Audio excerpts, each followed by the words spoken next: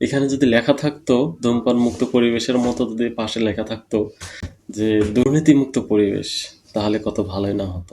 আজকে আমি নারায়ণগঞ্জ জেলা পরিষদ গিয়েছিলাম, আমার ড্রাইভিং লাইসেন্স পরীক্ষা ছিল, এই কারণে আমি ওখানে গিয়েছিলাম। ওখানে আমাদের ফিঙ্গারিং ছিল বায়োমেট্রিকের জন্য।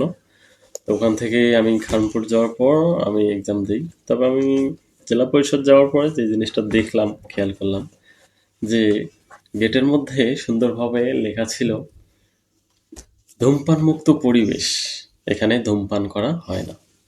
আসলে ওটা দেখার পর আমার মনটা কেমন জানি করে উঠলো। আসলে এখানে যদি লেখা থাকতো ধূমপান মুক্ত পরিবেশের মতো, যদি পাশে লেখা থাকতো যে দুর্নীতিমুক্ত পরিবেশ, তাহলে কত ভালোই না হতো। আসলে এই কাজটা পরিপূর্ণ করার জন্য আমাদের নতুন প্রজন্মকেই এগিয়ে আসতে হবে। এখন যে নির্বাচন চলছে, নির্বাচনে যে প্রার্থীরা যারা আছে, তাদের কাছে আমার অনুরোধ থাকবে যে সর্বপ্রথম আমাদের দেশটাকে দুর্নীতিমুক্ত করতে হবে। বিশেষ করে আমাদের যে দেশের সরকারি প্রতিষ্ঠানগুলো আছে, এগুলোতে দুর্নীতি সব থেকে বেশি হয়।